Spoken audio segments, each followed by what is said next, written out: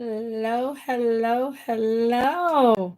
Oh, I just realized I didn't put any earrings in. Oh no. Wait for a few of y'all to come in. Hope everybody's having a great Friday.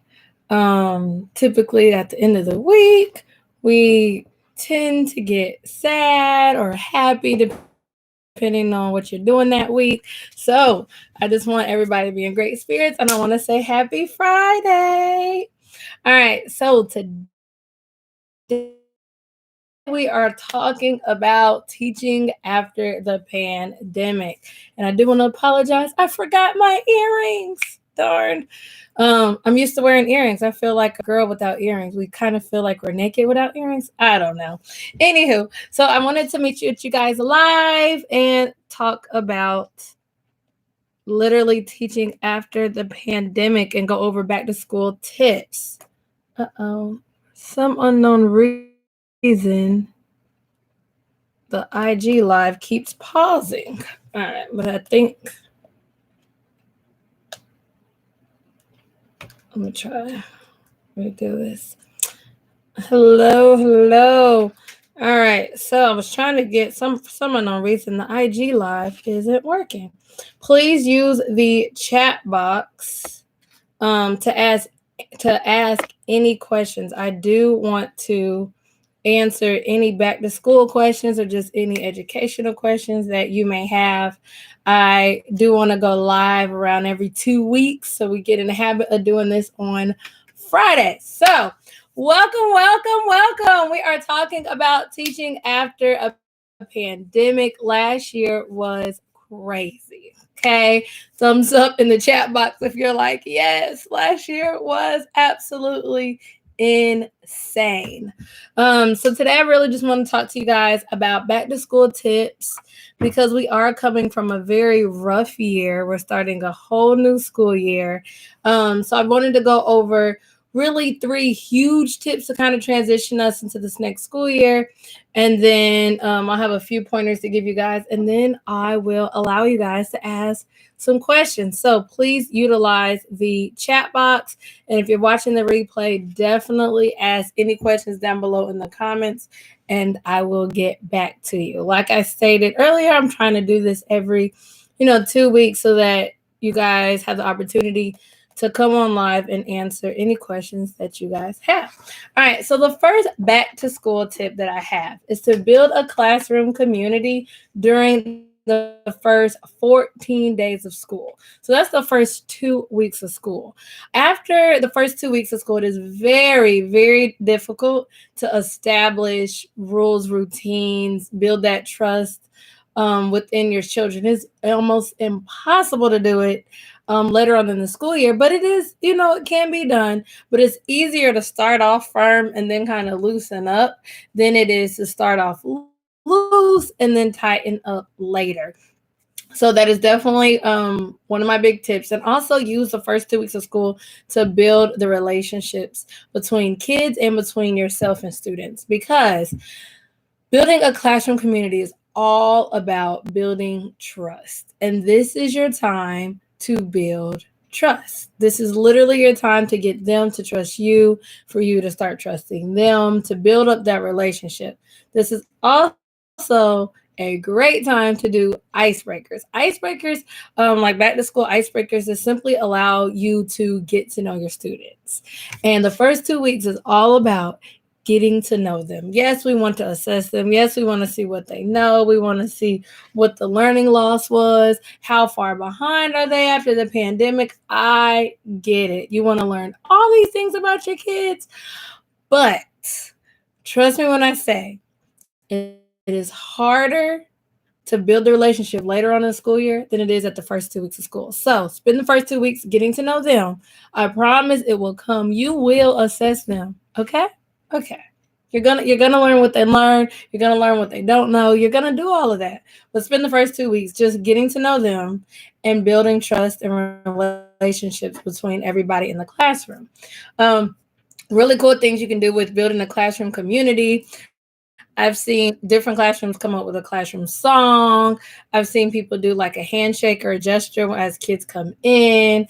I've seen, what else have I seen? I've seen the other one. I used to do this. When people come in the classroom, all the kids state something. I know for me, when my classroom was in the theme of an iPhone, like my door was an iPhone, my display wall was Facebook, I had a Twitter wall. Twitter was a ticket out the door. Like they would put their sticky notes, like leave a tweet as they left the door. Like, so I had a whole app theme room. And with that, anytime people came in, they would say, "Hi, Siri, welcome." And then when that person left the room, they would say, "There's an app for that."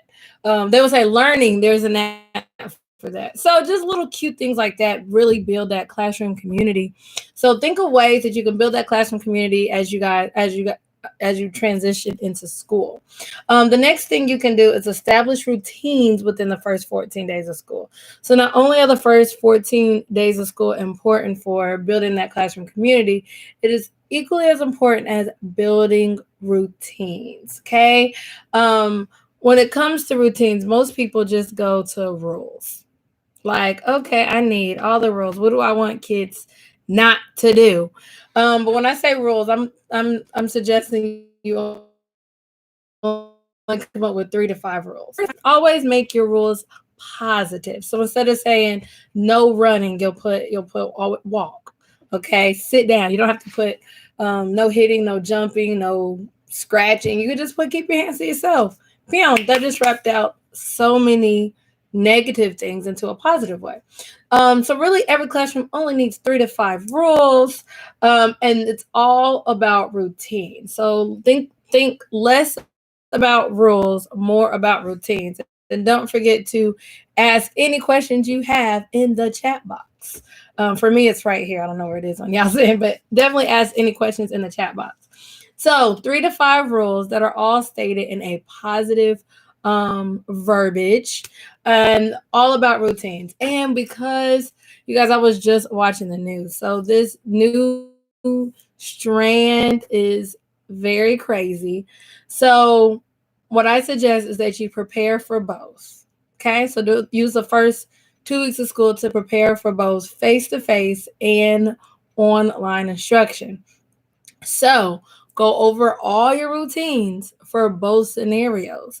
If kids have all your face to face routines and all your virtual routines, then they'll be set up for success no matter what the future holds. We don't know what's going on from one day to another day. And I think this last year has taught us that. So prepare your kids for both. What does that look like? That looks like you taking the time right now after you watch this live, sitting back. I actually did a video on online strategies, and coming up, I have different things you can do to really go over and build up that classroom. So think about all the routines that you want your kids to do, and go ahead and think about it for both scenarios, online and in person, and then use the first 2 weeks of school to really roll that out. So if you're starting off the school year face to face, roll out all your face to face instructions that first week. Do not overwhelm the kids with the what ifs. And then the second week, you can roll out the virtual routines. If the opposite, if you're starting off virtually, then I personally would suggest you only do the virtual ones, and then save your face-to-face routines that you want to go over for when you start transitioning face to face. Let's say you transition face to face first week of September. I wouldn't start going over that stuff till like the last week of August. All right, so y'all think about, you want a routine for lining up. How do you want the kids to line up? You need a routine for walking in the hallway. You'll need a routine for getting materials, especially if you're wanting all the kids to have their own individual if you want all the kids to have their own individual materials, think, how do you want that routine? Logging on the internet and communicating with you. How do you want them to actually communicate with you? I know last week we went over online strategies, and one thing that I mentioned was having a resource home. And how do you want them to ask questions? And then the next tip, and then I'll jump to your question. Show empathy. Okay, so a lot of these kids, have been scared. They don't know what's going on. Their homes are unstable right now. They've had an entire year of worry and stress. Some of your kids may have been completely virtual all last year, meaning they did not get a lot of chances to socialize with other kids. So you're going to have some kids that want to come to school and they're like, ah, la, la, la, la, la, and that's all they want to do is talk because they haven't been able to do that. You're going to have other kids that it's foreign to them to play and communicate. I know with my daughter, she just had a play date recently with a child who hasn't been to school in a whole year. Now, my daughter was in daycare. And so Kendall's used to, communicating and playing, but the other child was just sat there. Like she didn't remember what to do. Like, how do you interact with other kids? So you'll have to teach kids literally how to socialize again. You'll teach them literally how to interact, how to share, how to do all of that stuff. They're not used to doing that. Um, and then keep in mind, when I say show empathy with them, some kids may have experienced death over this last year. And if you teach, kindergarten or first grade, like that's for them, a 5, 6, 7 year old, that is detrimental. So just think about where they have gone. They have gone this last school year. We have one question in the chat box. How would I teach growth mindset? Oh, that's a good question, especially going into this next school year. So definitely start off your first 2 weeks as you're building those relationships with your students, as you are getting to know them. Also get to know where it is that they want to go. Some of these kids, like, we don't know what they've experienced this last year. And they've had their parents try to teach them as much as they possibly can. So when it comes to growth mindset, a lot of that is kind of relying on two things: confidence and goals. Okay, you want to build confidence with kids and also have them establish goals. So that first week of school, the first thing you could do is establish a goal. You might not be able to build their entire confidence. You can do things to kind of start that, especially when it comes to socializing, but definitely have the kids establish goals. And you can actually have them create short-term and long-term goals. I know I did kind of a game in my icebreaker video, and I can link that after this. But one of the games, what do you expect to learn this school year? Okay, if kids think what do they actually want to learn, or what do they actually want to do this school year, and then see what are the kind of the similarities. If you have a data wall, you could easily take some sticky notes, have kids like draw on the sticky note if they're little, or you can write down each one of their goals and put it on a growth growth wall, because you don't have any data at the beginning of the year, but you can at least start off the year with their goals in mind.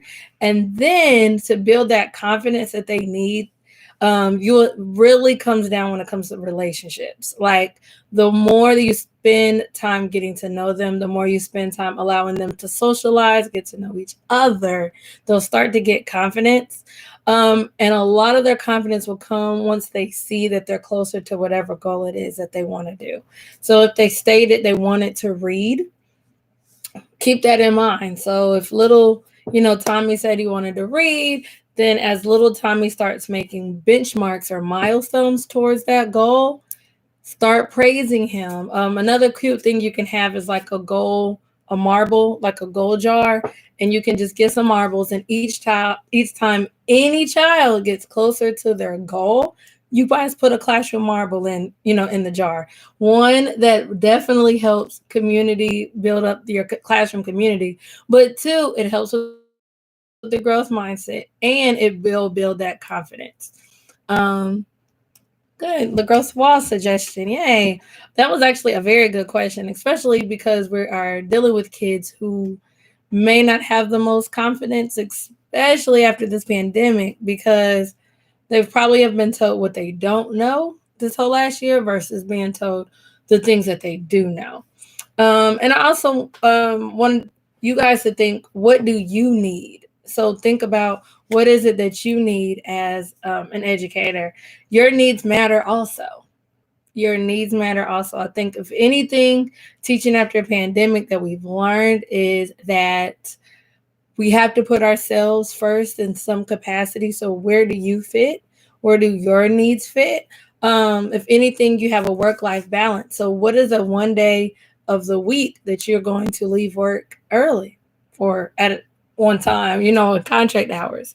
What is the one day that you're going to stay late and work on your kids' needs? So just kind of go into the school year with that in mind, like what are my needs, what are my kids' needs, and how can I balance my time to fit both needs, because those both matter. I do have some icebreaker games talking about, first week of school, first 2 weeks of school that can help you guys build that classroom community. I have that link down below.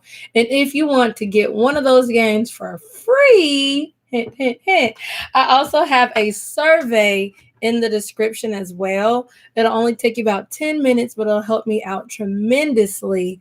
And I will email you one of the free games from the back to school icebreaker. So you are able to get a back to school game for free in exchange of 10 minutes of your time completing that survey. So that link is in the description as well. Does anybody have any other questions? I do want to start asking I want to ask some questions. So my first question is, what are you most worried about or concerned about when it comes to teaching this school year, especially during the transition? Like, I literally just finished watching the news and they were talking about all the surrounding counties and which counties are going back face to face. Now, some counties are changing virtually. So it had me thinking about you guys and what your needs are. Like, do you need more online suggestions, face to face? It looks like everybody's kind of doing both. I know recently I posted just asking what do you prefer? Do you prefer face to face? Do you prefer virtual? Because they do both have completely different needs, and different demands from you.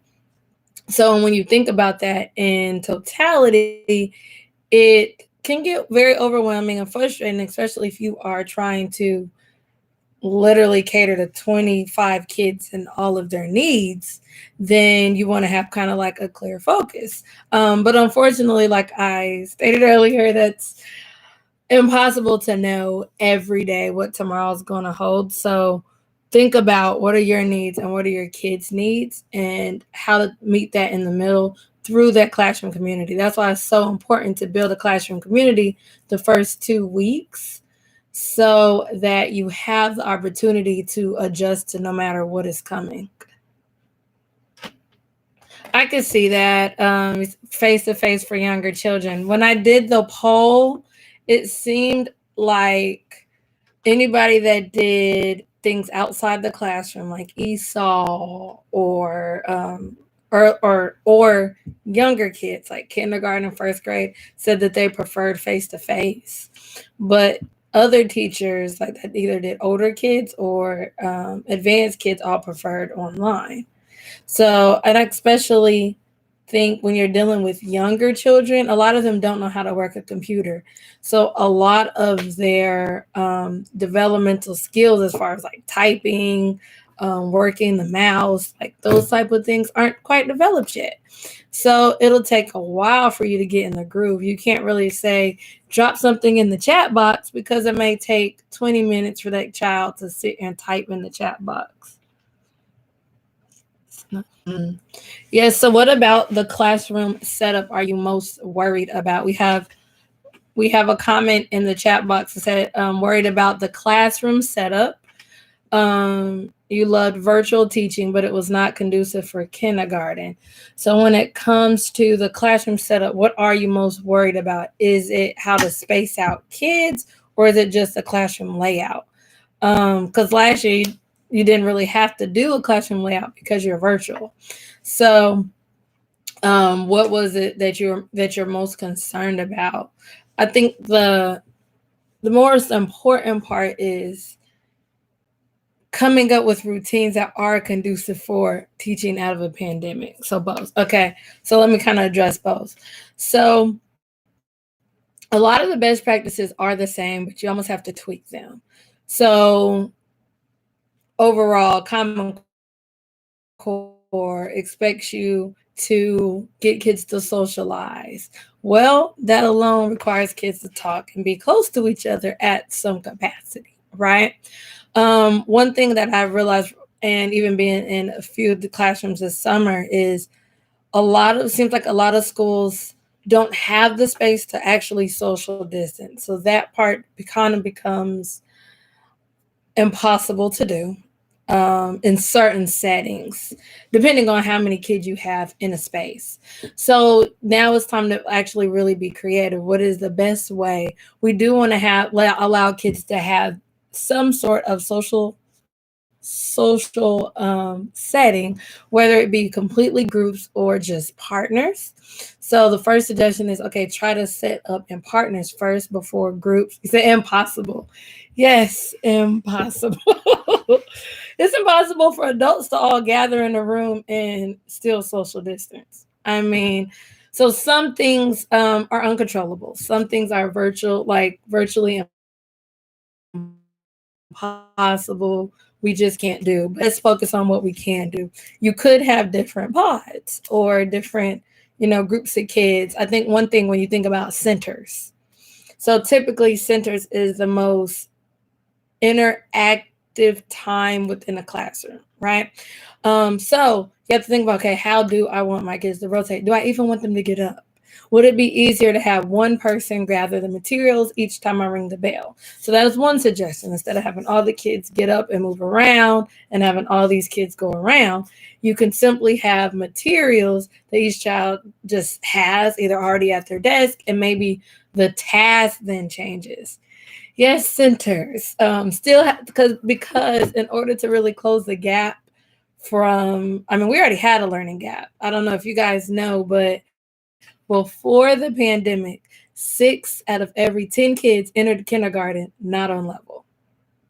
That's 60% of kids came into kindergarten in the United States not ready. And there are 4 million kids that start kindergarten every year. And I say kindergarten because that's technically like the first grade level of elementary school. So that's 2 million, over 2 million kids entering kindergarten pre pandemic, right? This is before COVID. They're coming into kindergarten behind, right? So now you have this last year where the learning gap widened even more. And so now, according to the United States Department of Education, they're stating that they're expecting kids to never get the skills, and they're just expecting kids to never regain the skills. So when you think about that, okay, so that means the kids that were in kindergarten, kids that were in first grade last year, those kids that would have spent last year getting the reading skills, writing skills, math skills, all the main skills that you need to function in life, they didn't get that. Hey, they didn't get that. So now the gap's even wider. And there are certain things, like we stated, that you just can't control. So you can't control the time you have in the classroom. You can't control the environment. You can't even control the pandemic, right? So you can't control any of that. So what you can control is the small amount of time you have with the kids, and the actual classroom environment and what you do with it. Well, you can't control the environment. You can control what you do with the environment. So when I say that, I said all that to say, going back to how you can actually do centers. Centers is your only time to actually catch those kids up. It's your only time to do a small group. It's your only time to do one-on-one instruction. It's your only time to kind of cater to kids' needs. So centers have to be done.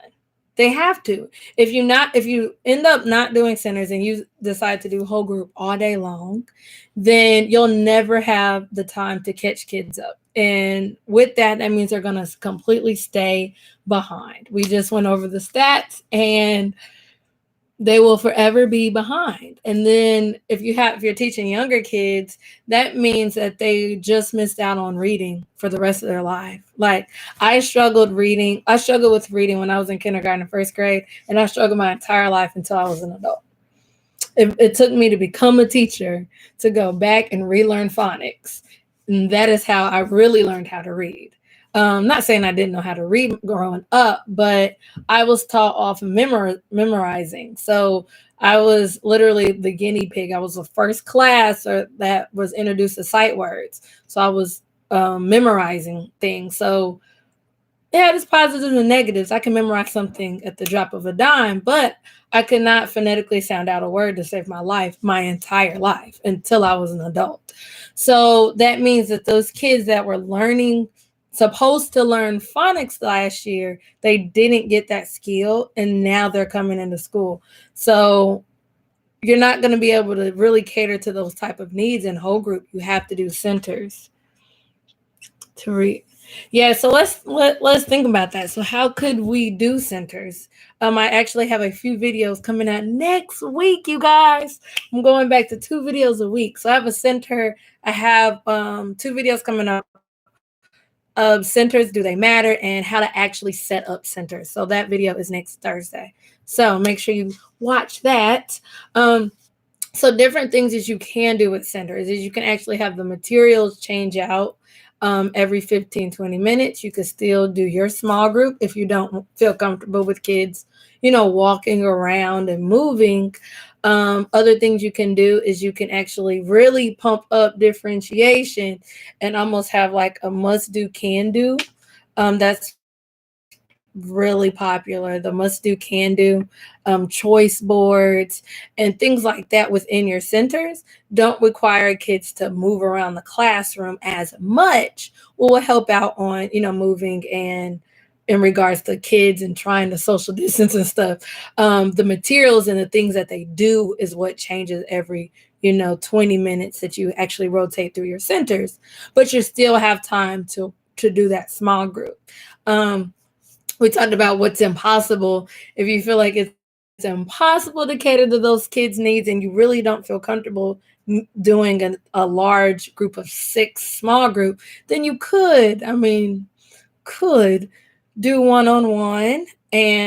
But just know, if you do one-on-one, you might only be able to see a kid for 5 minutes, versus if you do a little small group, you could at least have them for 20 minutes. So there's there's different things that play a factor when it comes to, how you actually want your kids to rotate either materials or activities through the pandemic. So those are kind of the things that you have to think about. Okay, what works best for you? Because we could all be on here at this time. There's over 10,000 teachers just follow within this community, and I guarantee you every single teacher does centers differently. Every single teacher has their classroom set up differently. So my job with you guys is just to kind of get your gears rolling so that you can think about, okay, what works best for you? What are some of the things that you can take away and implement? And how could you build the best classroom community so that you are able to meet your kids and cater to their needs so that you can really push them up? I'm all about closing the educational gap. And unfortunately, it seems like the gap is getting even larger every time it seems like we are closing it. It gets even bigger. So one way to do that is through centers, is through fun activities.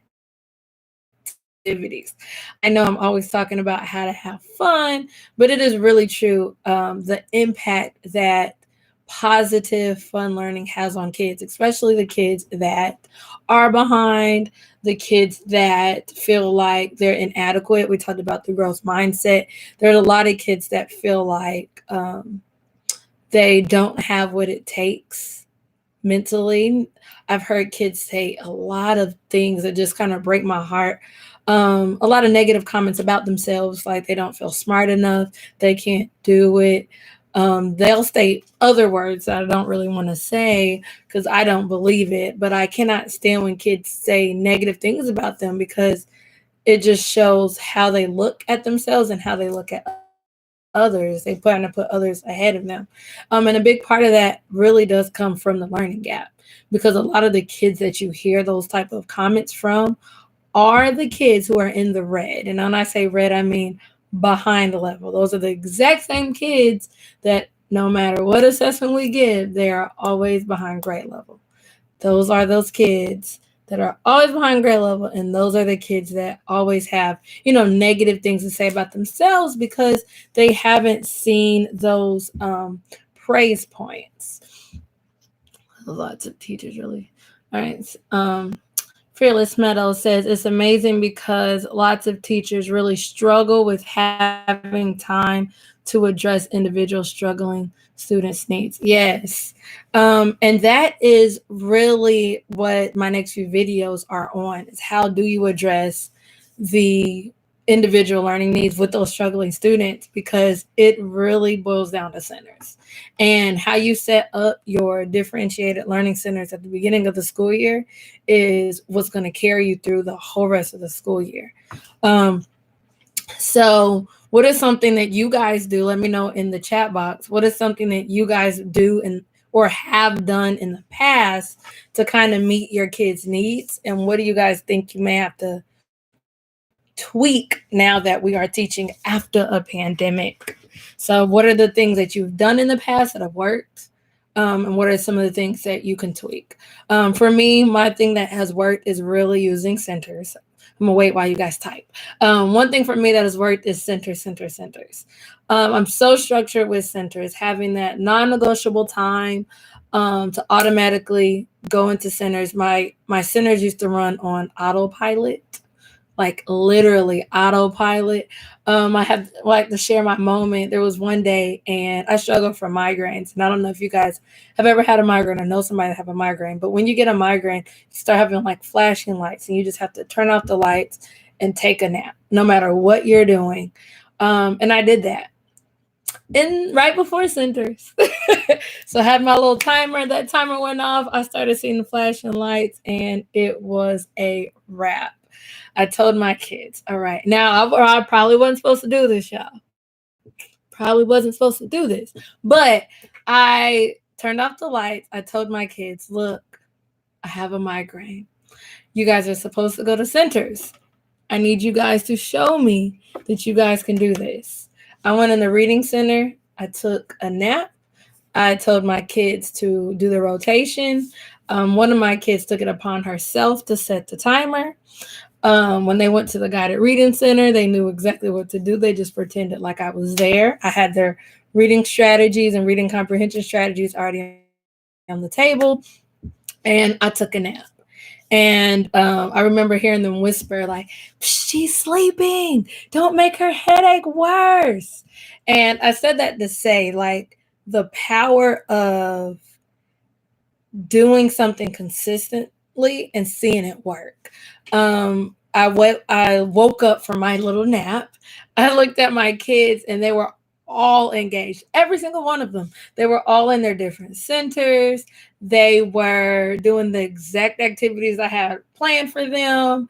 And it was such a positive and rewarding experience for me. Um, like it was remarkable. And I said that to say, like, when your kids show you that type of accountability, that type of responsibility to do something even without you watching, that's kind of the winning moment. That they have the routines in place. And when it comes to centers, like that was I was able to really have that growth mindset talk with my kids all the time. And we actually have a goal setting board, and kids got to change up how they were getting to their goals. So everybody knew mid-year. We did it each semester. So not every quarter, but every semester we set one goal for the end of the semester. And then every single person made their progress towards that goal. And that helped address the individual struggling needs because they were able to kind of see, okay, I'm on this path and I'm going in the right direction. So that's something that helped with the centers. Another thing that helped with centers is I do a lot of work with vocabulary and I do a lot of work with fluency. And if you focus on both math and reading fluency, that helps individual needs. And vocabulary and phonics also help out individual needs. Because really, I know there's a lot of pressure and focus when it comes to reading, But in all actuality, reading over pours into all content areas. And that is why reading does have the same hype that it has, is because if you can't read, you can't read the math problems. If you can't read, you can't do, word problems. If you can't read, you definitely can't read a chart in science. You can't read the history book. So when it comes to reading, really kind of push fluency and push phonics and get kids to kind of track their progress. And that will help them, one, work towards their goal, give them the confidence that we talked about earlier, and address individual learning needs. Centered, I agree.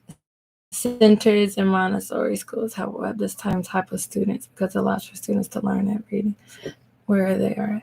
Very true. And I know that, especially with Montessori schools, they're very hands on, all about hands on, kinesthetic learners. Let's do it in action. How do you guys feel about learning through play? I feel like that is, that's also hands on, but without the explicit instruction. So, I know there's a huge wave with like science of reading, balanced literacy, and then you also have people that believe in whole brain teaching, learning through play, and I just feel like they all have their own place in education, and I can see the different pros and cons in each philosophy. So it's very interesting to see all of you guys and kind of where you guys are. I did have a good group of kids that year. Yes, I did have a very good group of kids that year. Even the year before that, that year were pretty good. So I had like 2 years of like phenomenal kids. The year before that was really challenging. But I even had some behaviors in there, but definitely the other thing that I did really focus on, which is what I try to help you guys with, is building that classroom community, because that's when I realized that classroom community is key. It really is. Building that classroom community is kind of what makes everything function. And those are, I've always taught at Title I schools, always. I've never seen outside of what it looks like at a Title I school. Like, I've always been at a Title I school. So that shows you what type of kids that I'm used to. But it's all about how you set up your classroom. And that primarily comes from the first 2 weeks. I've also been in situations where I've come in the middle of the school year, and it was rough coming in the middle of a school year. Oh, so rough. The kids don't want to listen to you. You're not their teacher. I feel like you're coming in after the kids have had a field day, because they haven't had a teacher, their teacher left. In my situation, the teacher got a promotion, and they went like a few months with the sub, and then I came in. So it was like, woo, they just did not want to listen. But even then, the teaching a lot of EIP kids in Title One, using centers, focusing on vocabulary, other things that I would do. I used to do a lot of lunch breaks. So like eat and learn for kids, it was a privilege. Kids got to come back. I would use that time to work with them one-on-one. I always did response to intervention, RTI, in the morning. Always, always. And I'm one that does not believe in any downtime. When we are going to the restroom, I'm asking a lot of fluency questions, because there's a lot of things that are repetition. There's a lot of things that you can literally go over. If you're teaching, I don't know what you teach, Phyllis Meadows, but I know Vicky Chadwick teaches younger students. She's kindergarten. And so with kindergartners, they're learning sight words, right?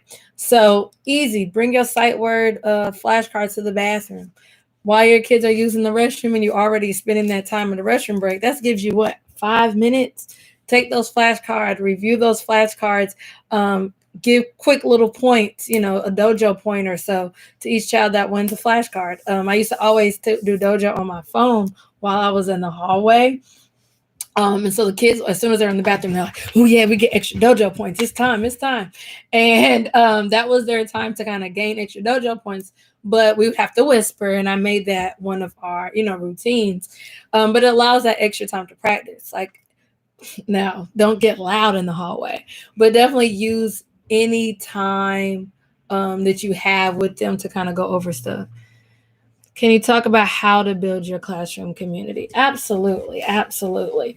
Um, so, um, two things. One, your first 2 weeks of school is the time to build your classroom community. So, coming up, I don't know when you start school. Either you're about to start school right now, or you probably don't start school till September. But during those first 2 weeks, it is crucial that you build community and relationships. So you want to set the environment that you want. I suggest that you start off more stern and then loosen up later. And I've just learned that from personal experience because, like I stated, I've always taught at Title I schools. So I always started off really stern and fun, and then kind of loosened up as the weeks went through. But I made it very clear what my expectations were every day. I mean, every single day. But build relationships. So I know you probably have seen all my other icebreaker videos where I'm like, classroom icebreakers, woo! But that is one big thing that I suggest you do to build classroom community. And that just because, one, it shows that you are relatable to the kids. It shows that you're trying to get to know them. It allows them to open up. Now, you're not going to spend all day long, your first 2 weeks of school, doing icebreakers. That's not what I'm saying. What I'm saying is most icebreakers are only 10 minutes, 5 to 10 minutes max. Spend your entire, at least your first 7 days, or I mean 5 days, your first week. And I have an entire back to school icebreaker bundle. I think I have that link down below in the description. And I also have opportunity for you to get a free back to school game if you do a teacher survey for me. That link's also in the description. But do 5 to 10 minutes every single day the first week of icebreaker. And that one actually sets you up for success. So one, it sets you up for class participation. And kids don't realize something as simple as an icebreaker prepares them to participate later on in the school year. It also helps you build the environment for collaborative work coming up, right? And so using those icebreakers, and not all day, like I said, 10 minutes a day, bam, knock out one a day, just allows them to also build that relationship with you. It's crucial that your kids trust you. If your kids trust you, they will do anything that you ask them to do. Anything at all.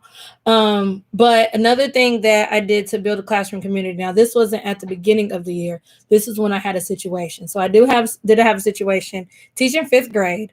Teaching fifth grade, I had a situation where bullying occurred with my kids. I don't know if y'all can relate. Have you guys ever had an issue, a bullying issue that's legitimate bullying? But I did have that issue.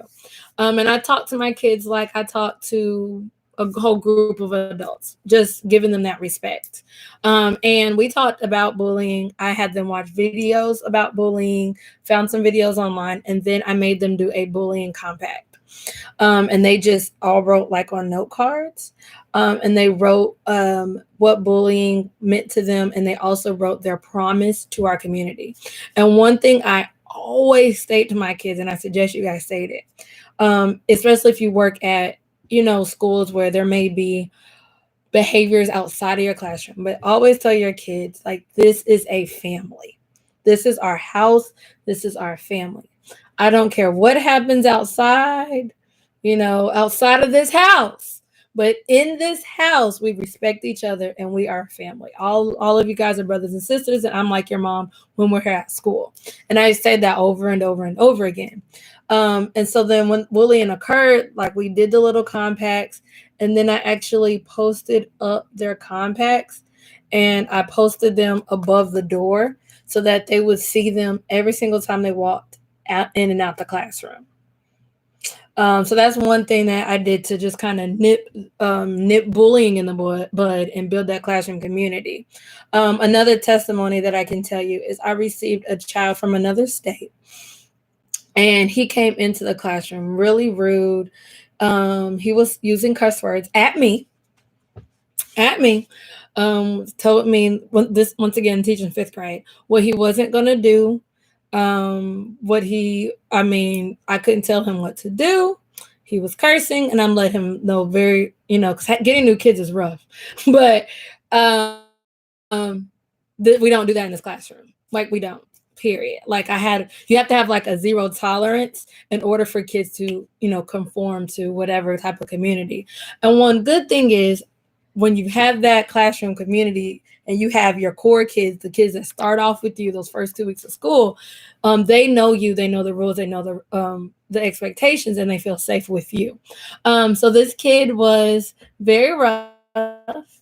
And first week of school, he did something to make me trip. So, good old fifth graders, they have their own sense of humor. He had like put his foot out, made me trip. Okay. And it worked. I tripped. Okay. I tripped on the floor and he bust out laughing. I mean, funniest thing in the world to him. And all my other kids came, they ran, they picked me up. I mean, I wasn't on the floor long, but they came, pick me up. They were like, "Stop, that's our teacher." And they had my back. I didn't have to say anything. I didn't even scold him. They scolded him for me. And that was one of my testimonies that I can share with you, that let me know what type of community that I built within my classroom, that an outsider was not able to break that. And he only had one choice. You either conformed or you're about to have a miserable year. So, needless to say, over time, he stopped cussing. He never did that again because he did not get that attention that he was hoping for. And he soon realized, like, oh, okay, this is different. This is different than what I'm used to. And I've had a few kids, like rough kids like that. But so those are my suggestions of how I was able to build that classroom community, is really start off building trust with the kids that start off. Build exactly how you want your classroom those first 2 weeks of school. And then whoever, if you're at a very transient school that gets a lot of new kids, they will conform.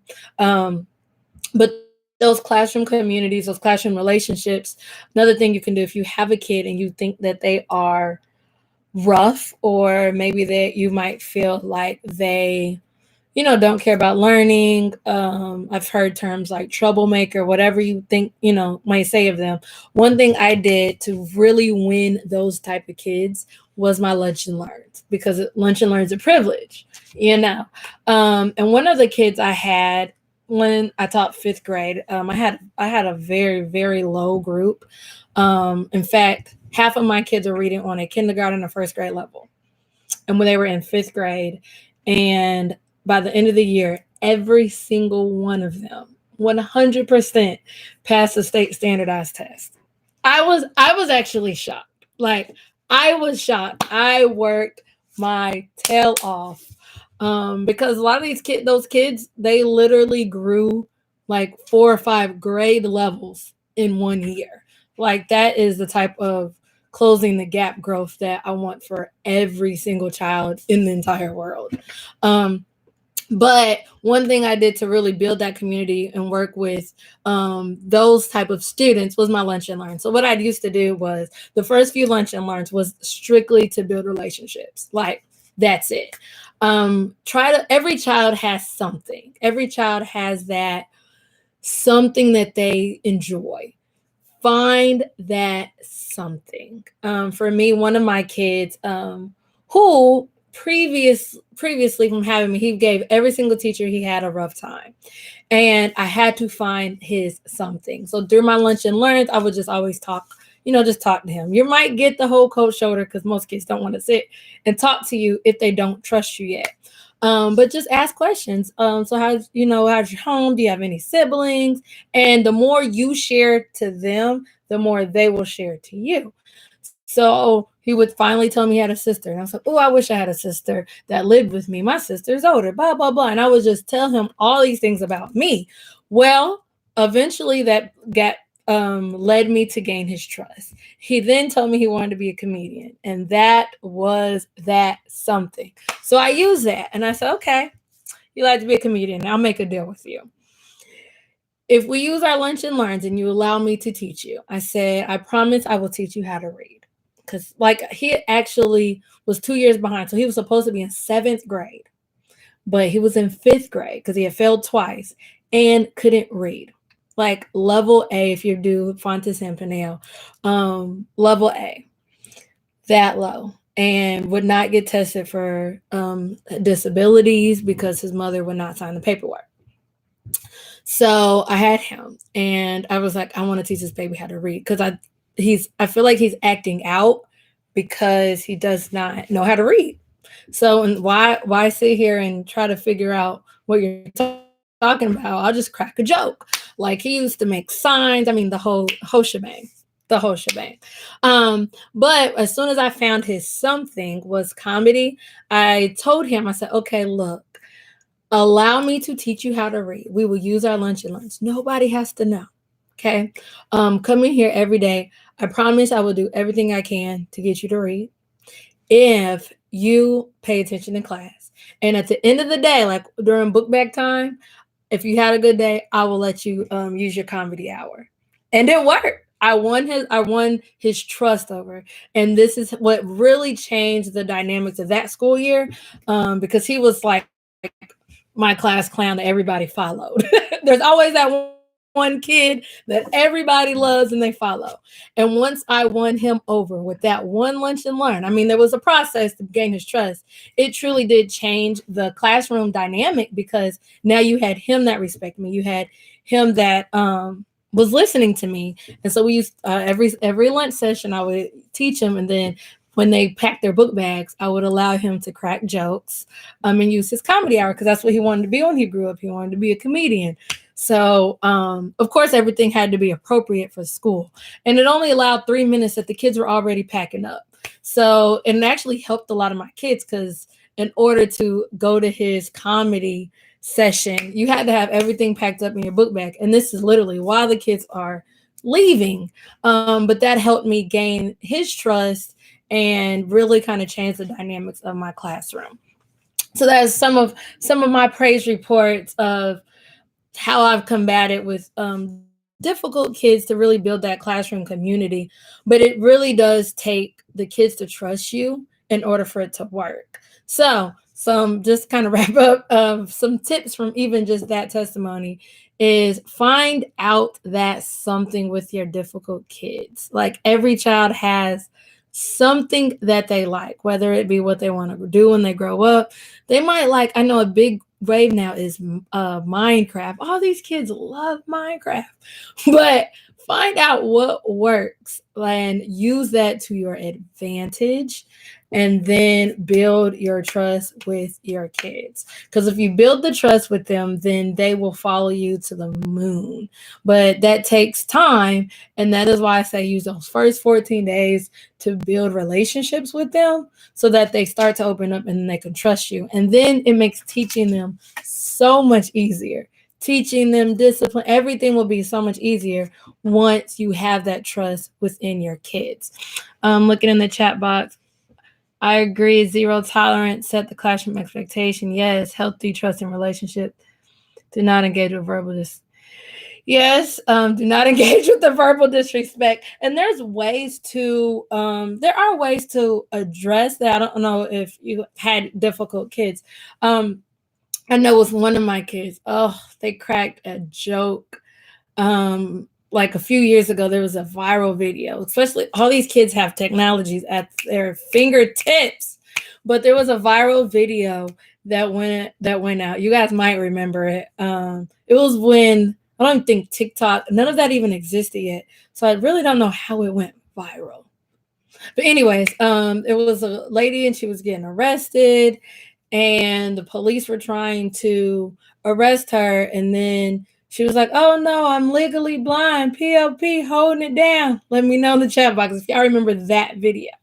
So my kids were lining up and I was trying to be the teacher, line up, get them going. It was all the whole grade level. I think we might have been going on a field trip or to recess. I don't remember, but I just remember we were going outside. And I had 3 classrooms and just me. So I was getting 3 classrooms to line up. So you guys know you have to be very firm then. You're like, okay, I need this class right here, this class right here.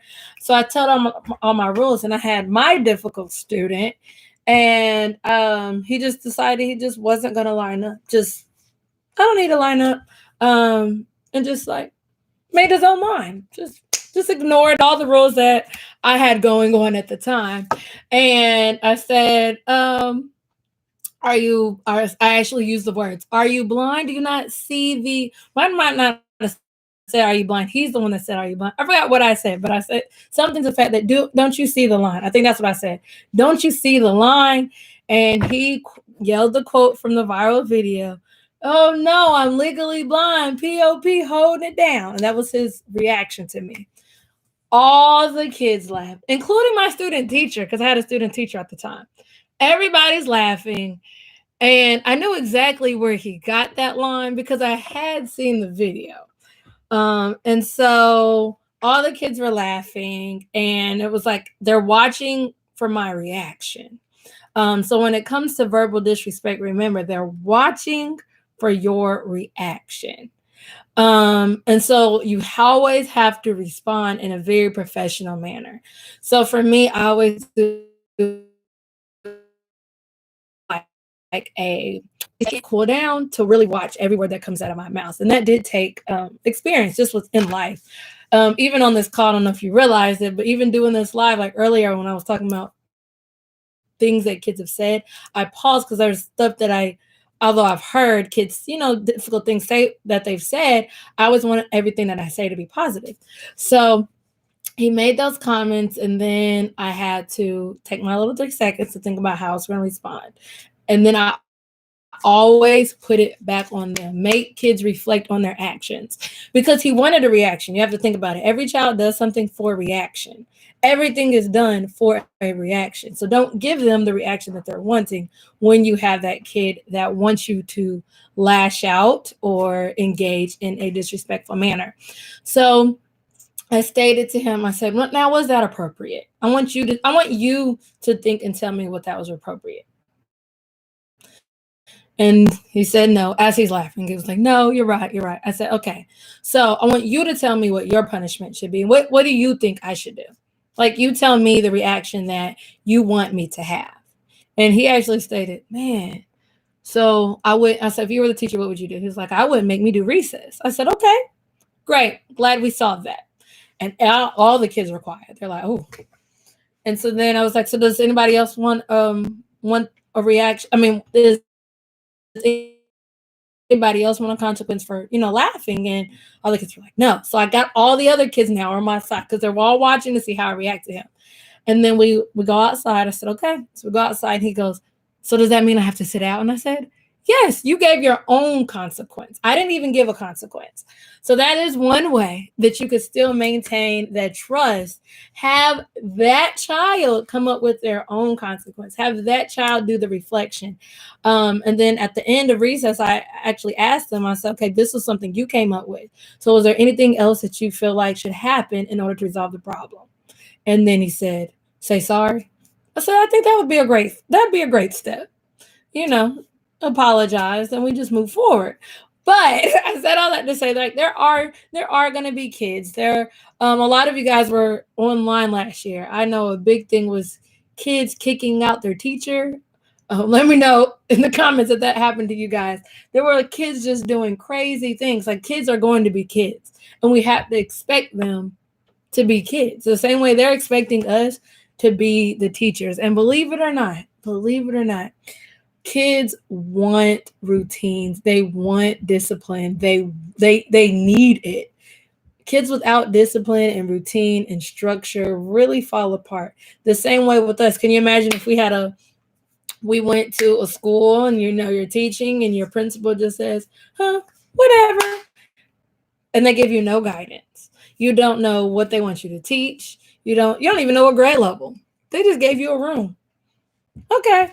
There's no class list. There's nothing. Like, no routine. You just have a whole bunch of teachers and no routine.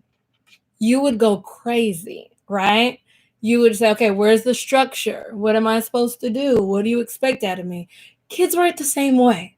They want to know what they expect. They want to know what they can do to make you happy. Kids are actually, a lot of them are people pleasers. They want to please you. So give them that. Give them your expectations. Give them the routine. And in order for them to follow that routine day in and day out, They must trust you. And trust comes from having a rapport and building a relationship with that child. So it's really a domino effect, right? And that's what's going to set us ahead of trying to close this gap, because these kids are coming to us behind. And in order to teach them, we have to do all these other things first. In order to teach them and in order to advance them, we have to build that trust. We have to have the trust come from that relationship.